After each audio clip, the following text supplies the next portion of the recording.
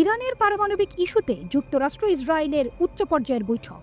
আগামী সপ্তাহে যুক্তরাষ্ট্র ও ইসরায়েল ইরানের পারমাণবিক কর্মসূচি নিয়ে কৌশলগত পরামর্শের জন্য বৈঠকে বসতে যাচ্ছে, এক্সিওসের প্রতিবেদন। ইসরায়েলি কর্মকর্তাদের দেয়া তথ্য অনুযায়ী ইসরায়েলের একটি উচ্চ পর্যায়ের প্রতিনিধি দল এই সপ্তাহের শুরুতে হোয়াইট হাউসে বৈঠক করতে যাবে। এই বৈঠকে মার্কিন প্রেসিডেন্ট ট্রাম্পের দেয়া ইরানকে 2 মাসের আলটিমেটাম বা চূড়ান্ত সতর্কতা এবং পারমাণবিক চুক্তি নিয়ে আলোচনার হুমকি ধামকি নিয়ে আলোচনা হবে। ট্রাম্পের চাপ। নতুন পারমাণবিক চুক্তিতে সম্মত হতে ইরানকে 2 মাস সময় বেঁধে দিয়েছেন মার্কিন প্রেসিডেন্ট ডোনাল্ড ট্রাম্প। তিনি ইরানের সর্বোচ্চ ধর্মীয় নেতা আয়াতুল্লাহ আলী খামেনির কাছে একটি চিঠি লিখে বিষয়টি জানিয়ে দিয়েছেন। মার্কিন প্রেসিডেন্ট ডোনাল্ড ট্রাম্প ইরানকে 2 মাসের মধ্যে নতুন পারমাণবিক চুক্তিতে স্বাক্ষর করতে বলেছেন। চুক্তি না হলে ইরানের পারমাণবিক স্থাপনায় সামরিক হামলার হুমকি দিয়েছেন তিনি। তবে ইসরায়েলি প্রধানমন্ত্রী নেতানিয়াহু ও তার দল মনে করছেন চুক্তি হওয়ার সম্ভাবনা খুব কম। তারা ইরানের বিরুদ্ধে যৌথ সামরিক অভিযানের পরিকল্পনা নিয়ে আলোচনা করতে চান।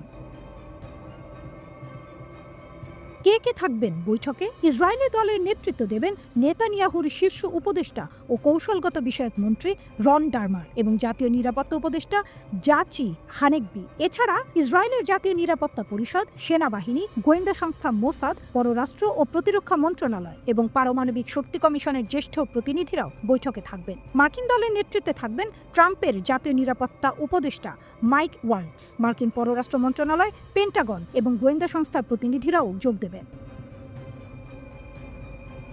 কি আলোচনা হবে? এক মার্কিন কর্মকর্তা জানিয়েছেন, এই বৈঠকে ইরানের পারমাণবিক কর্মসূচি, মার্কিন ইরান আলোচনার সম্ভাবনা, গাজা যুদ্ধ এবং ইসরায়েল লেবানন সীমান্ত উত্তেজনা নিয়ে আলোচনা হবে। তবে ইসরায়েলের প্রধানমন্ত্রীর কার্যালয় এবং হোয়াইট হাউস এখনও এই বৈঠক সম্পর্কে কোনো মন্তব্য করেননি।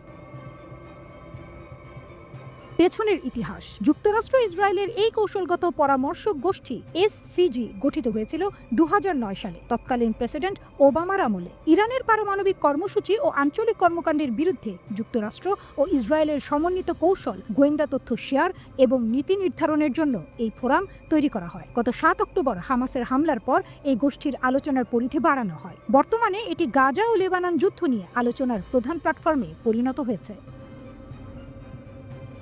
খামেনিকে চিঠি লেখার আগে থেকেই ইরানের সঙ্গে একটি নতুন পারমাণবিক চুক্তির কথা বলে আসছিল ট্রাম্প। এই চুক্তির মাধ্যমে ইরানের পারমাণবিক সক্ষমতার উপর আরও বেশি নিয়ন্ত্রণ প্রতিষ্ঠা করতে চায় ওয়াশিংটন। চলতি মাসের শুরুতে ট্রাম্প ফক্স নিউজকে বলেছিলেন, ইরান দুটি কাজ করতে পারে, সামরিক সংঘাতের কথা ভাবতে পারে অথবা চুক্তি করতে পারে। আমি চুক্তি করা পছন্দ করি, কারণ আমি ইরানকে আঘাত করতে চাই না।